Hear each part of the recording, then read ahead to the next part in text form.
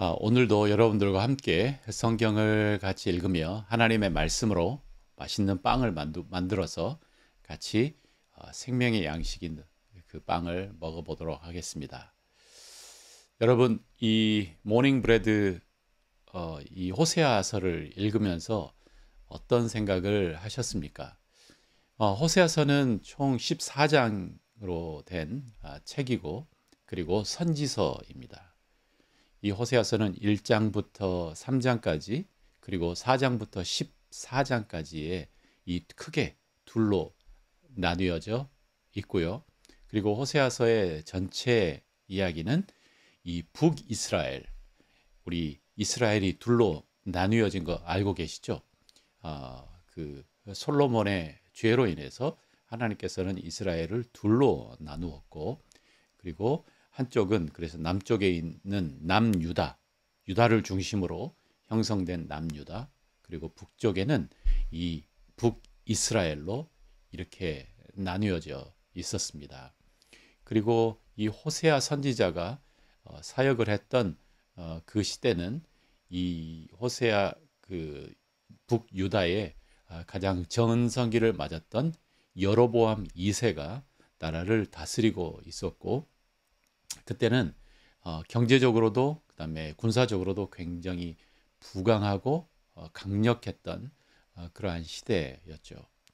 우리가 호세아서를 쭉 읽으면서 하나님께서는 그럼에도 불구하고 북이스라엘에 있는 수많은 죄, 정말 하나님께서 심판하실 수밖에 없는 죄들을 이야기하며 하나님께서 다가오는 북아시리아로부터 다가오는 하나님의 심판의 메시지를 하고 있습니다. 그런데 사실 우리가 호세아서를 읽어보면서 이 심판의 메시지뿐만 아니라 그 안에 담겨 있는 하나님의 정말 절절한 하나님의 사랑의 이 메시지를 우리는 함께 읽고 있습니다. 자, 오늘도 우리가 같이 성경을 이제 읽으면서 한 절 한 절 읽어가면서 그 안에 담긴 그 뜻들을 함께 묵상해 보도록 하겠습니다. 같이 기도하고 시작하겠습니다. 함께 계신 하나님, 거룩하신 하나님, 전능자이신 하나님, 하나님께서는 온 우주를 창조하신 전능자이시지만 또한 우리 마음에 함께 계신 임마누엘의 하나님이십니다. 우리에게 성령 하나님을 주시고 성령님과 함께 동행하는 삶을 살도록 해주신 하나님, 이 시간 우리에게 지혜와 명철을 허락하여 주십시오. 예수님의 이름으로 기도합니다. 아멘. 네, 우리 호세아서를 읽도록 하겠습니다. 먼저 11장 12절 그리고 12장을 이렇게 읽어가도록 하겠습니다. 에브라임은 거짓으로, 이스라엘 족속은 속임수로 나를 애워쌌고, 유다는 하나님 곧 신실하고 거룩하신 자에게 대하여 정함이 없도다. 여기에서 이제 에브라임, 이스라엘 그리고 유다라고 하는 세 명의 이름이 나오는데요. 우리 에브라임, 이스라엘, 이것은 북이스라엘을 향한 하나님의 표현이죠. 그래서 북이스라엘은 에브라임은 거짓으로, 이스라엘은 속임수로 나를 애워쌌다. 그러니까 하나님의 속성이 신실함이시지 않습니까? 하나님의 속성은 신실함. 하나님은 약속을 하시고 약속을 끝까지 지키시는 헤세드의 하나님, 인내하신 하나님. 그런데 이 하나님의 백성이라고 하는 이 이스라엘은 하나님에 대해서 신실하지 않은 모습, 거짓말하고 그리고 속이는 모습으로 하나님을 대했다라고 하나님께서는 말씀하시고, 또 그리고 유다에 대해서도 이렇게 이야기하십니다. 그들은 정함이 없다. 자, 그런데 이 부분에서 약간 해석에 여러 가지 좀 차이가 있어 보입니다. 이 정함이 없다라고 하는 이 단어, 히브리 단어가 루드, 유다라고 하는 이 단어인데 이 단어에는 이런 의미가 있습니다. 서성거리다. 그래서 자유롭게 또는 쓸쓸하게 여기저기를 서성거리다 라고 하는 의미가 있고요. 또 슬퍼하다 라고 하는 의미가 있습니다. 그런데 또한 이 안에는 주인이 되다 라고 하는 의미가 있어서 이 우리 현대어 성경, 저도 현대어 성경 번역을 좋아하는데 이 현대어 성경은 이렇게 쓰고 있더라고요. 유다 백성은 여전히 나를 믿고 그들의 거룩하신 하나님을 섬기며 충성을 바치고 있다라고 이렇게 해석을 하고 번역을 하고 있습니다. 그러니까 이것을 주인으로 삼는다. 주인으로 여전히 섬기고 있다. 그렇지만 우리 개역 개정은 이렇게 이야기하고 있죠. 신실하신 거룩한 자에게 대하여 정함이 없다. 제가 가지고 있는 영어 성경도 이와 비슷하게 정함이 없다. 이 서성거리고 있다. 라고 이렇게 표현을 하면서 이 의미는 뭐냐면 유다 백성 또한 하나님과 우상 사이에서 그리고 아시리아와 그 다음에 다른 나라 사이를 왔다 갔다 하면서 신실함이 없는 모습으로 그렇게 살고 있다라고 하는 이 표현으로 해석을 했더라고요. 그러니까 이 히브리 이 번역 안에도 어떤 번역을 보느냐에 따라 약간 오늘처럼 극적으로 다른 이렇게 번역이 나올 수도 있다고 하는 것을 여러분들이 기억하셨으면 좋겠습니다. 저는 이 개역 개정의 번역이 더 마음에 듭니다. 왜냐하면 지금까지 계속 유다나 북이스라엘이나 상태가 그만이었거든요. 근데 갑자기 여기서 유다는 하나님께 거룩한 하나님께 섬기며 충성을 바치고 있다. 이게 좀 맥락적으로 맞지 않아서 유다는 정함이 없다라는 것이 더 맥락적으로 맞는 것 같습니다.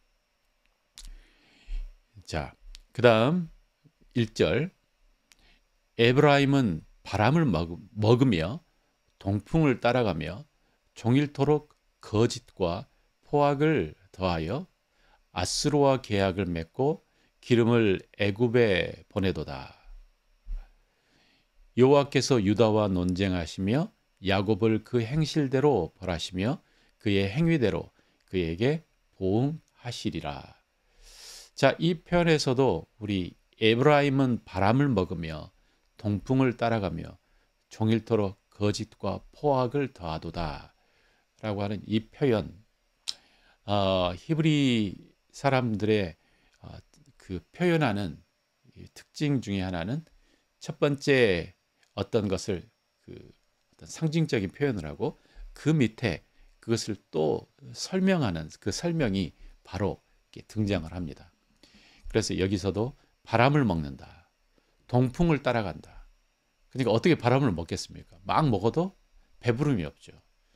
그러니까 엄청난 노력을 하지만 그러나 그 결과는 별로 쓸데없는 그러한 결과를 내는 것처럼 너희들이 아수르 그러니까 아시리아와 계약을 맺고 그리고 정말 좋은 기름을 모아서 예굽에 이집트에 보냅니다.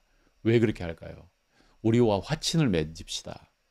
우리와 잘 지냅시다. 이 말은 우리를 지켜주세요. 라고 하는 이 동맹을 맺자고 하는 거죠. 그런데 아시리아의 약속, 애굽의 약속이 이 바람을 먹는 것처럼 동풍을 따라가는 것처럼 별로 의미가 없다. 이런 의미를 여기서 이야기하고 있습니다. 자, 그리고 3절에 야곱은 이제 갑자기 이제 이러면서 야곱 이야기가 나옵니다. 야곱은 모태에서 그의 형 발 뒤꿈치를 붙잡고 또 힘으로 하나님과 겨루어 천사와 겨루어 이기고 울며 그에게 간구하였으며 하나님은 베델에서 그를 만났고 거기에서 우리에게 말씀하셨나니 여호와는 만군의 하나님이시라. 여호와는 그를 기억하게 하는 이름이니라. 그런즉 너의 하나님께로 돌아와서 인애와 정의를 지키며 항상 너의 하나님을 바랄지어다. 여기서 갑자기 야곱의 이야기가 나옵니다. 이 호세아라고 하는 선지자, 호세아라고 하는 이 작가는 이 성경에 굉장히 능통했던 것 같고, 또 그리고 이 창세기의 이야기를 계속 이렇게 집어넣으면서 어, 자신의 하나님의 그 뜻, 하나님의 마음을 전달하죠. 야곱, 결국 이스라엘의 이 선조였던 야곱에 대해서 이야기하는데, 야곱은 어떤 사람입니까? 그런 성격상으로 약간 문제가 있죠. 그죠? 약간 교활하고 속이고 약간 그런 성격상의 문제가 있지만, 그러나 이 야곱의 특징, 그러니까 하나님께서 야곱을 보시면서 야곱을 선택하셨던 그 특징은 뭐냐면, 하나님과 싸우며 발뒤꿈치를 붙잡고 또 하나님과 겨루고 천사와 겨루어 이기고 그 다음에 하나님께 간구하는 그 모든 것은 뭐냐면, 하나님만이 나를 구해 주실 수 있는 분이십니다. 하나님이 내 생명의 소스입니다. 근원이십니다. 하나님 나를 지켜주시고 하나님 나를 축복해 주세요 라고 하는 하나님에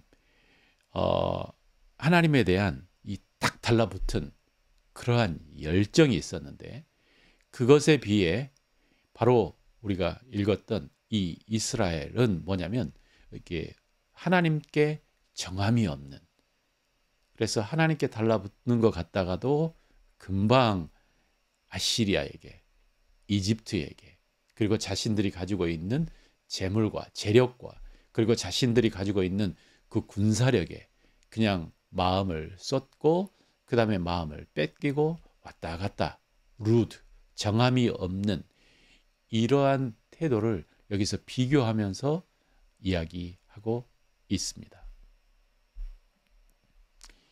결국 이 하나님께서 이 야곱을 선택하고 에서를 선택하지 않는 그 안에도 하나님께서 이 에서라고 한 야곱의 형인 에서의 결격 사유, 장자가 되지 못하는 결격 사유를 보신 것은 뭐냐면, 그 에서한테는 당장 이 창세기에 보면 장자권을 중요하게 생각하지 않았더라.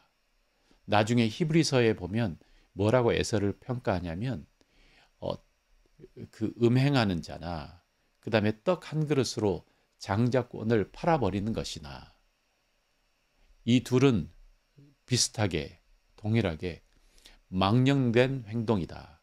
그러니까 망령되다, 이 말은 영어로 godless, 하나님 없는 것처럼 행동하는 행동이다 라고 이렇게 해석하고 있죠. 그래서 비록 어쩌면 이 에서를 사랑했던 이삭도 에서를 사랑했기 때문에, 그 아버지도 에서에게는 나름 좋은 것들이 많았죠. 남자다움, 그리고 좀 뭔가 능력도 있고, 또 그 다음에 뭐 쿨한 것도 있었을 것이고, 그러나 하나님께서 보시기에 그의 확실한 결격 사유는 뭐냐면, 보이지 않는 하나님에 대한 신뢰함, 믿음이 없었던 거죠. 하나님 말에 대한 믿음이 없었던 거죠. 하나님에 대한 인내, 신실함이 없었던 거죠. 그래서 하나님은 야곱을 선택하신 것입니다. 그러면서 6절에 너는 하나님께로 돌아와서 인내와 정의를 지키며 항상 너의 하나님을 바랄지어다. 우리 호세아서를 공부하면서 인내라고 하는 단어가 계속 반복되는 거 우리 배우고 있죠. 그죠? 인내, 헤세드. 신실함으로 변함없이 사랑하는 그 사랑을 지키고, 정의, 미슈파트, 법을 지키고, 그리고 항상 하나님을 바라보다. 이 말은 카바, 쳐다보다, 참을성 있게 하나님을 기다리다. 이렇게 하나님이 이스라엘 백성들에게 요구하는 이 태도. 그래서 이러한 태도를 이스라엘 백성들이 갖기를 원하신다. 그리고 이제 6장에서 이제 7장으로 넘어가면서 인애와 정의와 그 다음에 그 참을성 있게 하나님을 기다리는 그 마음을 깨버리는 이스라엘의 또 다른 모습들이 이렇게 나옵니다. 자, 여기 보면 또 이렇게 이야기합니다. 7절, 그는 상인이라 손에 거짓 저울을 가지고 속이기를 좋아하는도다. 8절, 에브라임이 말하기를 나는 실로 부자라 내가 재물을 얻었는데 내가 수고한 것 중에 죄라 할 만한 불의를 내게서 찾을 자 없으리라 하거니와 네가 애굽 땅에 있을 때부터 나는 네 하나님 여호와니라 내가 너로 다시 장막에 거주하게 하기를 명절날에 하던 것 같게 하리라. 이 말씀을 다시 한번 쪼개서 보면 손에 거짓 저울을 가지고 있다. 이게 무슨 의미일까요? 이 저울에 대해서 구약 성경에는 꽤 자주 등장하는 이 표현이 있습니다. 레위기 19장 36절에 이런 말이 있습니다. 공평한 저울과 공평한 추와 공평한 에바와 공평한 희는 여러 가지 무게를 재고 그 다음에 하는 도구이겠죠. 흰을 사용하라. 나는 너희를 인도하여 애굽 땅에서 나오게 한 너희의 하나님이시니라. 이 상도덕에 하나님께서는 질서에 굉장히 관심이 있어 하십니다. 신명기에도 이런 말이 나옵니다. 너는 네 주머니에 두 종류의 저울추 곧 큰 것과 작은 것을 넣지 말 것이며 라고 이야기합니다. 이 말은 무엇인가요? 그러니까 내가 물건을 대주는데 주머니에다가 살짝 두 가지 무게의 추를 달아가지고 네 1kg 쌀입니다 그랬는데 막상 보니까 1kg가 안 되고 800g 정도 이렇게 속여서 파는 거죠. 우리 옛날 이 저울을 보면 이 긴 막대기에 한쪽에 뒤쪽에 이 추를 달아 놓습니다. 그래서 그 추와 그다음에 앞에 달려 있는 무게가 같이 이렇게 밸런스를 맞추면 이게 얼마의 무게입니다. 이렇게.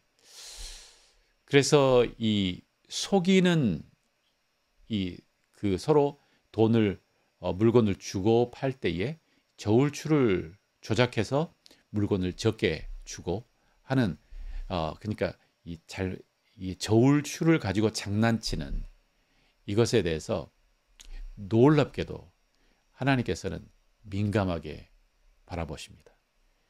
또 계속 몇 곳의 성경 말씀을 보면 또 이렇게 나와 있습니다. 잠언서에도 신명기 25장 15절 또 이런 말이 있습니다.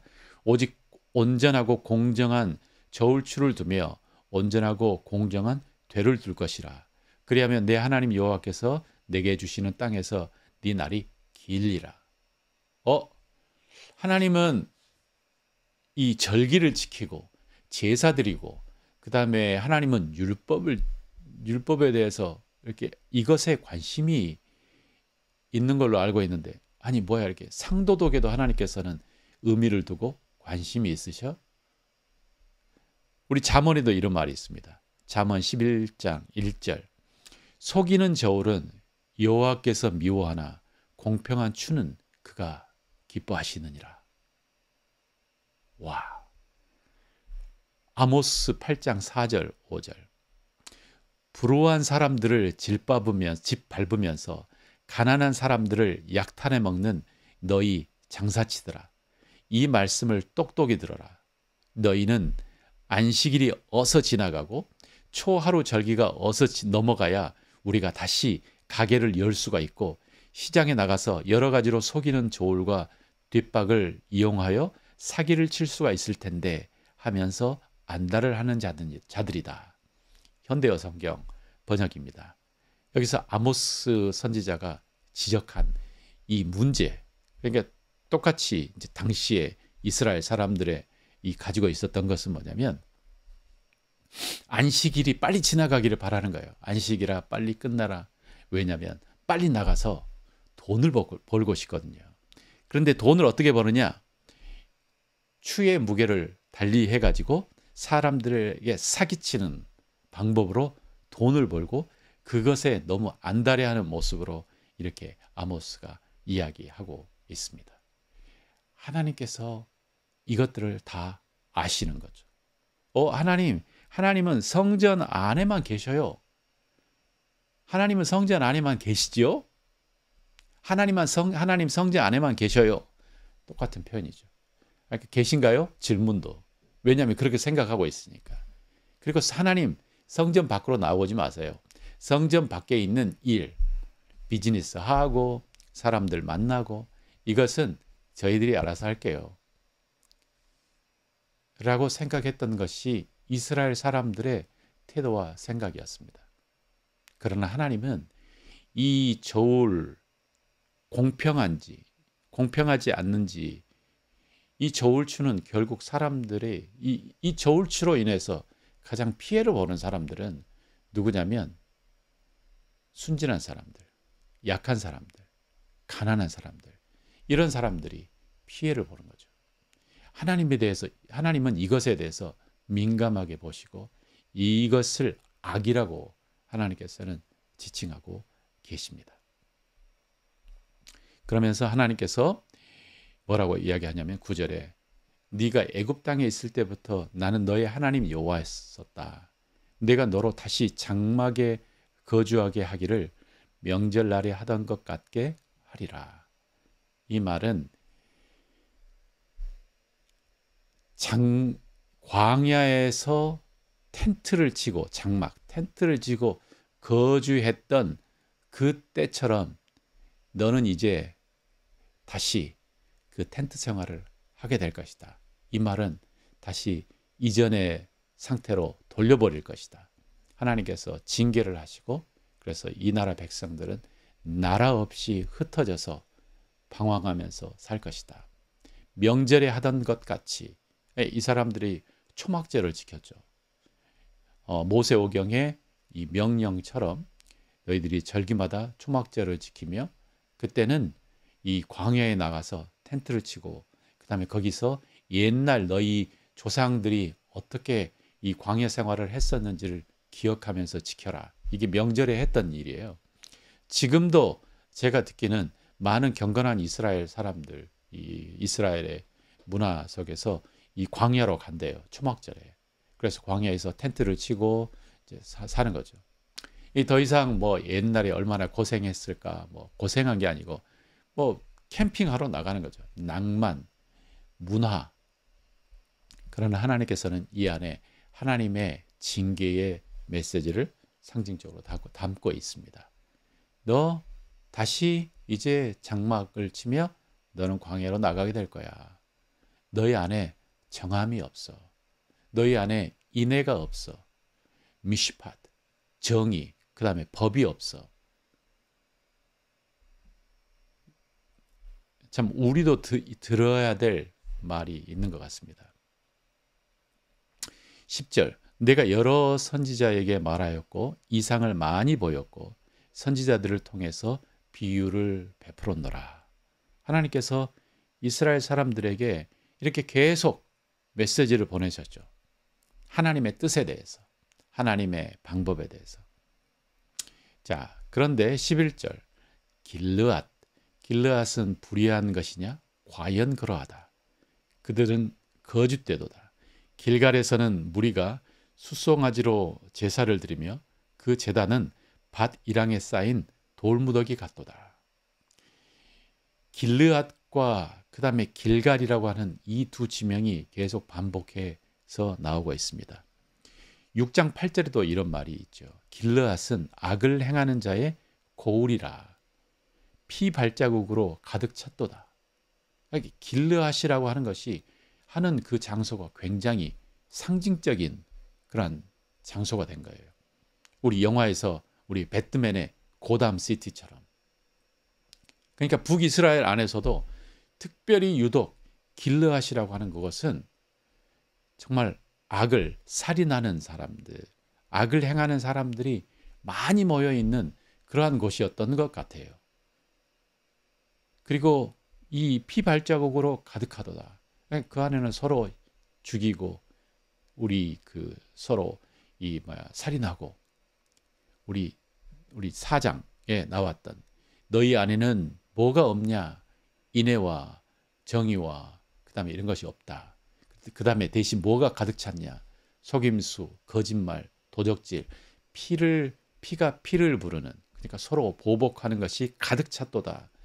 그게 가득 찬 이 상징적인 그 모습이 바로 이 길르앗이라고 하는 도시였던 것 같습니다. 마치 소돔과 고모라처럼. 그리고 또한 길갈은 어떤 장소냐면 이 우상 숭배의 상징적인 장소. 그러니까 모든 북이스라엘의 전 지역에 이 우상 숭배가 만연하고 있었지만 특별히 이 길갈이라고 하는 것은 이 뭔가 메카 같은 것이죠. 아, 그곳에 가서 우리 하나님을, 그것은 영험하단다. 뭔가 하나님의 부르심이 기가 세다.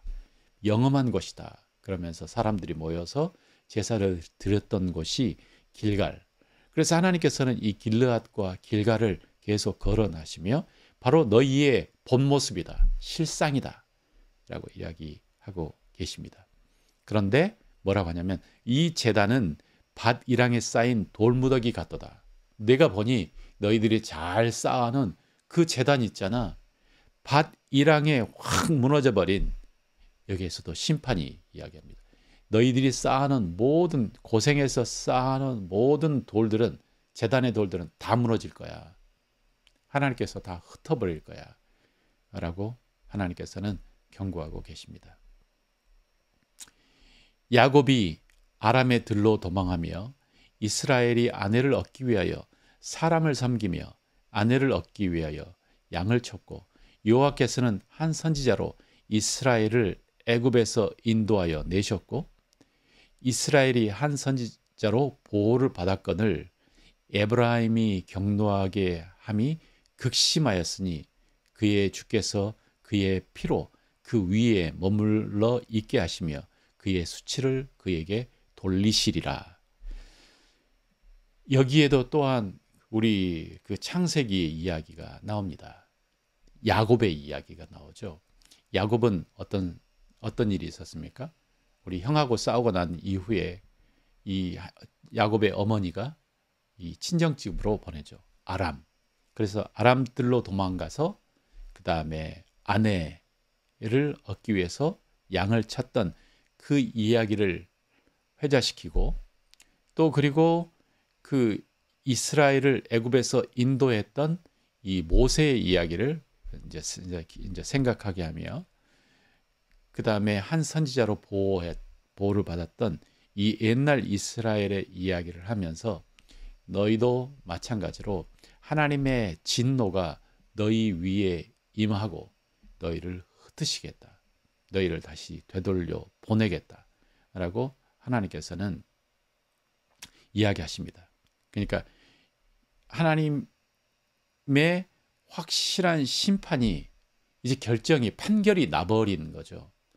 그러니까 우리 보통 약간 문제가 이게 야고보서에서 이야기한 것처럼 우리 마음속에 죄를 품고 그 다음에 그 품은 것이 점점점 커지고 그 다음에 그 죄를 품고 난 후에 이것이 사망으로 결과가 나온다라고 이렇게 이야기한 것처럼 북이스라엘의 문제가 점점 커지다가 하나님께서는 그래서 선지자를 보내서 하나님께서는 너희들 회개해라, 돌아와라 라고 이렇게 경고를 하시다가 결국 이제 하나님이 재판장이시니까 마지막으로 하나님의 심판이 이렇게 내려지는 그것처럼 일단 심판이 내려지면 어떻게 되냐면 되돌릴 수 없는 상태죠.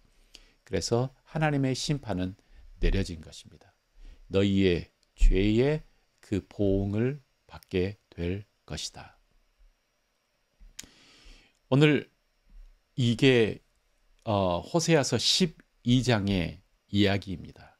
그래서 호세아서 12장에는 먼저 이스라엘 안에 이 그 아시리아와 이집트를 왔다 갔다 하면서 정말 생명의 근원이시고, 그리고 그들의 주인이신, 그들을 지켜주시는 하나님을 버리고 하나님께 인애와 하나님께 사랑으로 달라붙어 있지 않고, 마치 자신의 조상이었던 야곱이 그렇게 했던 것처럼 그들은 이집트와 이집트와 아시리아를 왔다 갔다 하면서 하나님을 믿지 못했던 이러한 모습에 대해서 하나님께서는 징계하고 계시고, 하나님께서는 지적하고 계시고, 네, 이 이야기, 오늘 이 말씀을 통해서 우리가 배운 것은 뭐냐면 야곱과 이스라엘을 이렇게 비교하는 것이죠. 야곱의 특징이 뭐냐면 하나님을 강하게 붙들었다는 굉장히 강력한 특징이 있습니다. 비록 그에게 성격적인 결함이 있었지만, 그의 형 에서는 아버지가 좋아할 만큼 그 안에 남자다움도 있었고 그에게 다른 특징들이 있었지만, 하나님께서는 그에게 장자가 될 수 없는 아주 가장 핵심적인 결격 사유가 있었는데, 그것은 하나님을 신뢰하지 않는, 보이지 않는 하나님을 믿지 않는 이것이었죠. 이스라엘 백성들도 마찬가지로 이제 그들에게는 신뢰가 없는, 인애가 없는 그 인애에 대해서 우리 6장에 보면 뭐라고 하냐면, 그들이 가지는 하나님을 향한 마음은 이렇게 표현하죠. 마치 구름이나 쉬 없어지는 이슬 같다. 잠깐 있는 것 같은데 후 하면 없어져 버린. 하나님, 우리가 하나님을 사랑합니다.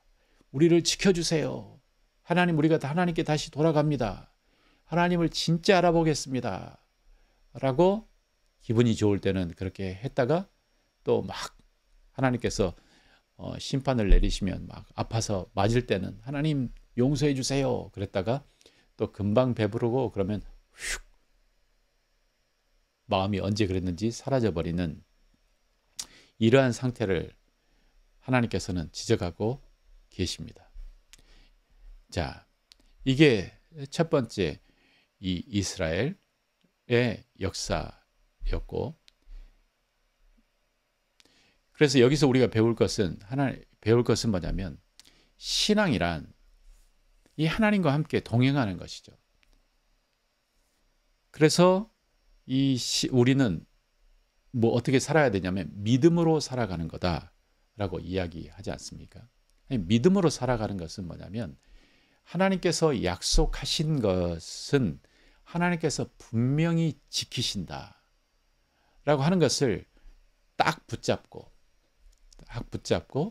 지금 내가 걸어가는 오늘의 삶 속에 그 약속은 보이지 않지만 하나님과 내가 이제 언약을 맺었기 때문에, 약속을 맺었기 때문에 한 걸음 한 걸음 내가 신실하게 걸어가는 것이 바로 신앙인 것입니다.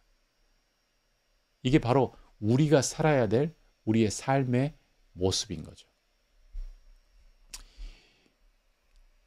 얼마 전에 갑자기 이 찬양이 내 머릿속에 탁 떠오르더라고요. 이게 무슨 찬양이냐면, 이 눈에 아무 증거 아니 배어도 믿음만을 가지고서 늘 걸으며, 이 눈에 아무 증거 아니 보여도 믿음만을 가지고서 걸어간다. 그 다음에 뒤에 걸어가세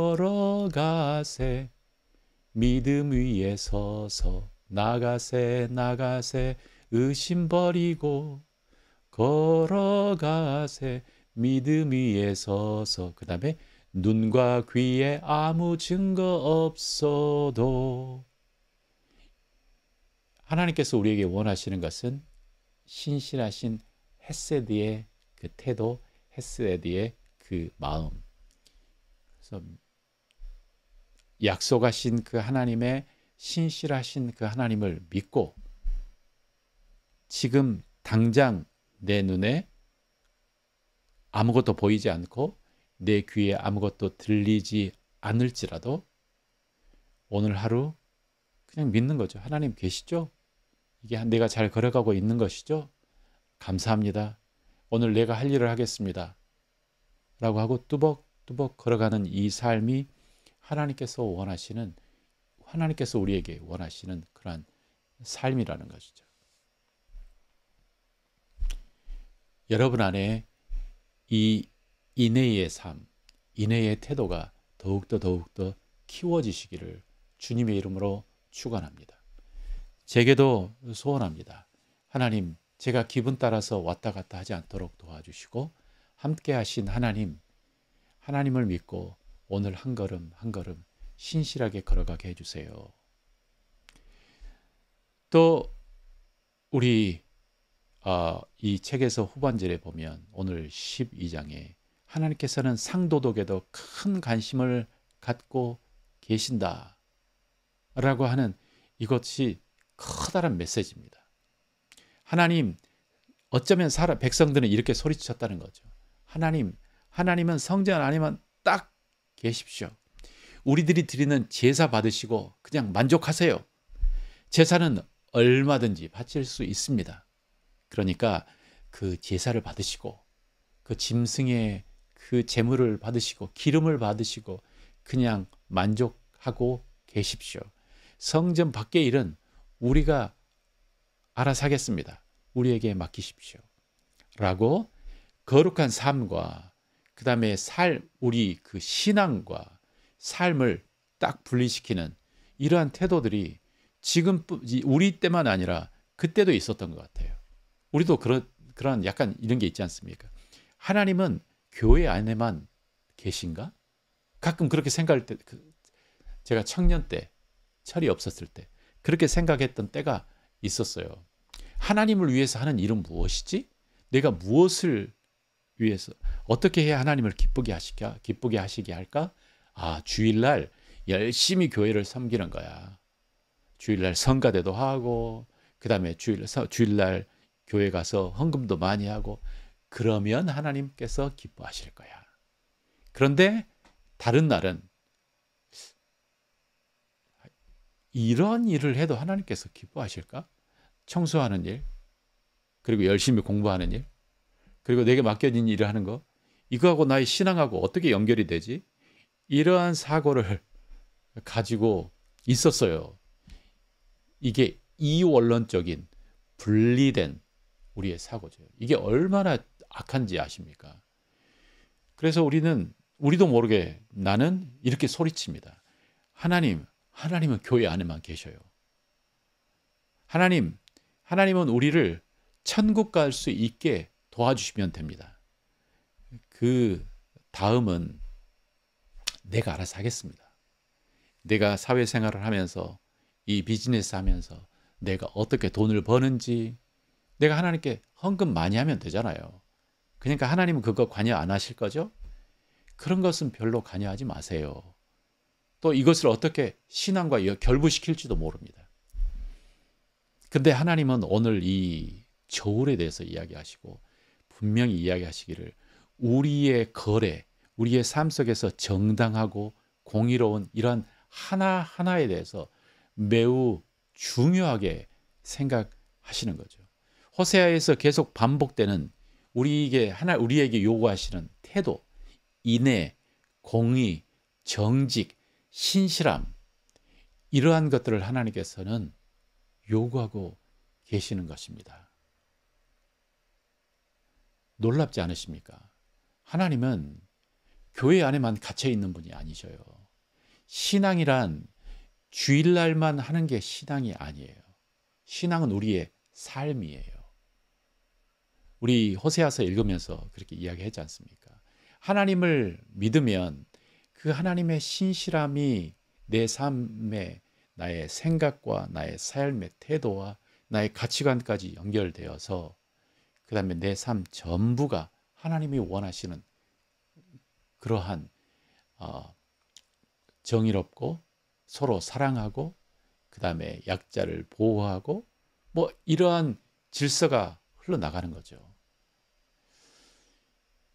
신앙인인 여러분과 나도 정말 우리가 새겨 들어야 할 아주 중요한 포인트라고 생각합니다.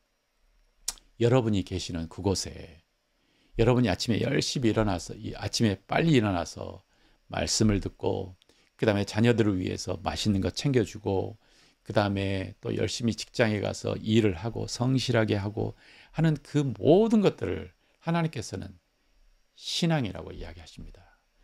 하나님께서는 이게 바로 크리스찬의 삶이라고 이야기를 하고 계십니다. 바로 그게 거룩함이에요. 거룩함. 학생들은 열심히 공부하고 하나님께 나의 이 노력에 대해서 하나님, 내가 하나님께 영광 돌리는 삶을 살고 싶습니다. 이게 바로 신앙이에요. 우리에게 신앙이 이렇게 분리되는 그러한 습성이 있었다면 다시 모아서 하나님 안에 나의 삶이 바로 신앙이구나. 이렇게 다시 생각이 바뀌고 회복되기를 주님의 이름으로 축원합니다. 자, 이제 우리 같이 기도하도록 하겠습니다.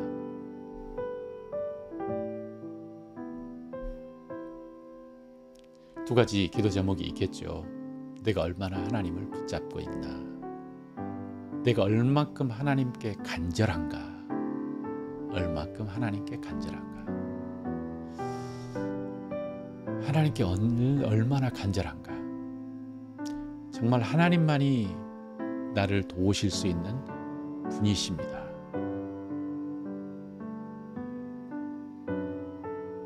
비록 야곱은 그의 성품에 어느 정도 문제가 있었지만 하나님께서 야곱아, 너는 내 아들이다 라고 하고 하나님께서 야곱을 정말 소중하게 생각한 그 태도는 뭐냐면 야곱 안에 정말 하나님을 확실하게 붙드는 그 신앙이 있었던 거죠. 우리 같이 기도하죠. 하나님 아버지, 하나님이 내 생명의 근원이십니다. 하나님이 내 아버지이십니다. 하나님 아버지, 믿음으로 살아갈 수 있도록 도와주십시오. 지금 당장 하나님, 내가 기도한 것이 하나님 응답되지 않는 것처럼 보이고 하나님이 내 눈에 안 보이고 내 귀에 안 들리고 하나님, 그렇지만 믿고 오늘 하루 뚜벅뚜벅 그렇게 걸어가는 이 삶을 하나님 배우게 하여 주십시오. 또 우리 같이 기도할까요? 하나님은 내가 교회에서 하는 일만 바라보시는 것이 아니고 하나님은 나의 삶이 하나님께 올려지기를 원합니다. 하나님, 오늘도 정직하게 하여 주십시오. 하나님, 오늘도 나의 삶을 통해 하나님께서 영광을, 찬양을 받으십시오.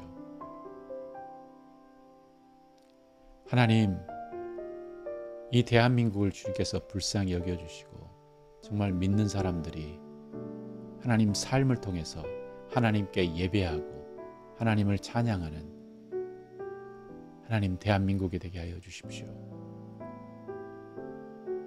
아버지 하나님, 찬양합니다. 경배합니다. 오늘 하루도 함께 하신 하나님을 믿고 한 걸음 한 걸음 걸어가겠습니다. 예수님의 이름으로 기도합니다. 아멘. 아멘. 오늘도 행복한 하루가 되시기를 주님의 이름으로 축원합니다.